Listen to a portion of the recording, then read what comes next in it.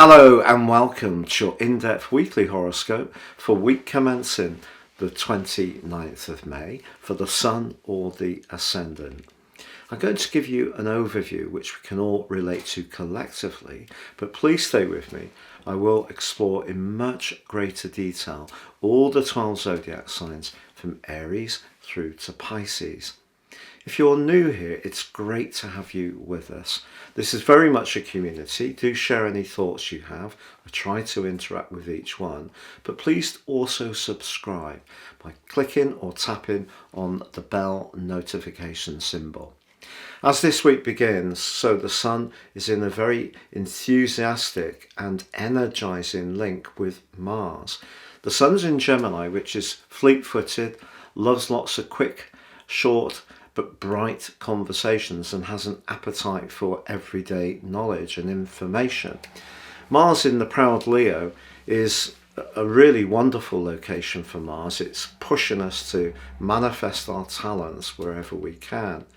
It's just that despite their vibrant link, Saturn is being somewhat of a spoilsport, located in house 12, which can be to do with the people who are not necessarily on our side, or the more psychological or subconscious strands of our situation. Saturn is in a right angle with the Sun, which can slow things down, but it's also in a triangle with Mars. And if we don't really target our efforts in a very focused way, we could end up feeling a bit frustrated at the start of this week. But Wednesday, fortunately, sees Mercury emerge from its post-retrograde shadow. If we go back to the 4th of April, when Mercury moved into Taurus, by the 7th, it started to slow down and go into its pre-retrograde shadow. The retrograde itself began on the 21st of April and ended on the 15th of May. But if anything to do with finance has felt sluggish, has slowed down for you, or you've been waiting for some information or news, the chances are you're going to get that confirmation in the second half of this week as Mercury comes out of shadow, which is like a mini retrograde, but also aligns with the bright energies of Uranus, which is very much about truths. So Uranus in Taurus is joined by Mercury, and some information can come into the open which provides some real illumination, particularly if you have been feeling that things just aren't shifting. Now Venus is the ruler of the sign of Taurus and therefore intrinsically linked to everyday finance, but is currently in the feeling sign of Cancer, and it forges a quite enchanting link with Neptune in the second half of this week.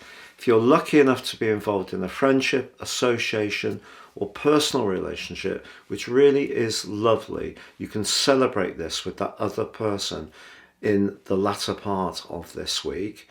But Venus is also in a direct opposition with Pluto, and that can bring a much more political vibe to bear. But overall, the two influences involving Venus ask us to really count our blessings in terms of our associations, but also appreciate what our core values are, which provide our sense of security, with Venus being in the sign of security, Cancer. But as the week draws to a close, we do have the full moon, the Sagittarius strawberry full moon. So this can be a crop of strawberries, if we like, over the next couple of weeks, but it can also see some strident conversations. The sign of Sagittarius loves openness and can be quite frank, but it's also about higher truths, whereas the Sun in Gemini is about those everyday quick moving chats that are not necessarily always so deep and thought through. So there could be some kind of discussion that manifests itself at the end of this week. If it's about money, if it's about our core values, our self-worth, or a relationship, it really wouldn't be a surprise.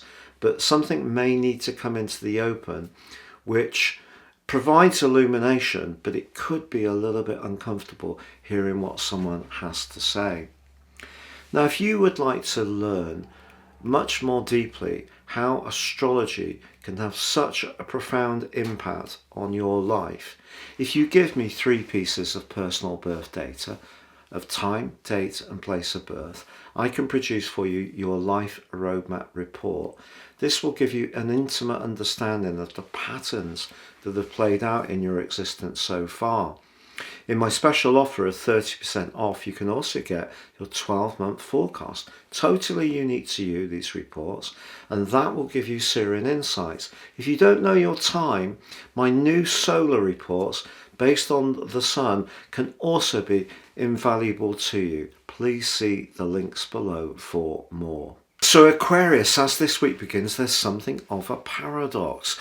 The sun in the sign of Gemini, your sister air sign, is asking you to manifest your wishes, whether it's around your creative talents and flair, or whether it's around your social life, or even around your love life. And it's linked with Mars. It's very potent and passionate.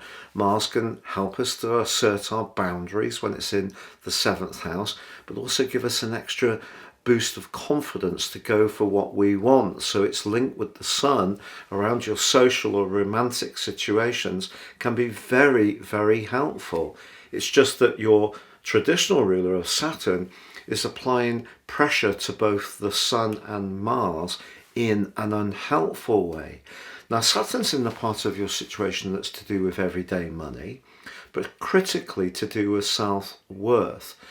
If there is something in your history that's inhibiting you just when the sun and Mars are forging such a strong alliance that it's just making you pause, that could see you miss out on an opportunity. So it's not a time to doubt yourself. It's a time to have maximum self-belief, but also a time to be cautious with your resources. So I wouldn't say that you should splash cash on anything too speculative, but when it comes to your desires, where you can use your personality power to its fullest effect, try to not let Saturn self-sabotage you. Now, since the 4th of April, Mercury has been making its way through a part of your situation which may have seen you be a little bit more inward at times, or find it more difficult to express your deeper feelings. It then, of course, went into a pre-retrograde shadow on the 7th of April, into the retrograde itself on the 21st. It emerged mid-May, and then Jupiter moved into this area to bolster you. But this week on Wednesday, Mercury emerges from its post-retrograde shadow. So if you have found it a little bit hard to find the words or some of the motivation that you've wanted, or perhaps your emotional situation has just seen you a little bit below par, I feel that as Mercury aligns with Uranus, your modern ruler, as this week draws to a close, you will find your voice around those more personal strands and articulate how you feel very clearly. Now, Venus is also very influential this week. Venus is in house 6 for you, which is encouraging you to find ways to collaborate and cooperate with people, whether it's around your professional situation, even, taking your fair share of the domestic burden at home. But its opposition with Pluto can introduce some politics, but it also can introduce more desire. So that's interesting. But it does forge an enchanting link with Neptune. So if you can get together with someone and share a nice meal, or go to see a film, or do something that's a little bit more cultural, that would be a lovely experience for you, I feel. What about the full moon? Well, the full moon could see you spoilt for choice in the next couple of weeks, Aquarius, because I feel that you are going to become much more in demand, particularly from when Mercury moves on the 11th into the sign of Gemini, but critically when Venus moves into Leo on the 5th of June. And there's going to be a lot more energy that's coming towards you, and you're going to be exchanging in a very positive way. So this full moon means that you're going to have to make some decisions on your time management and who you want to spend time with and on what interests. and it could be a little bit of a juggle. And the key here is communication. So if there's something you can't do still that you would like to do, it's just about keeping people in the picture. But I think it's an exciting full moon on the whole because it's in the sign of Sagittarius, which shares the freedom-loving credentials of the sign of Aquarius. And it's very sociable, but with the sun in the 5th house, that's asking you to be more single-minded about expressing or pursuing the things that are important to you as an individual, rather than connecting quite so much collectively to others. In other words, your friendship group, which is often very strong.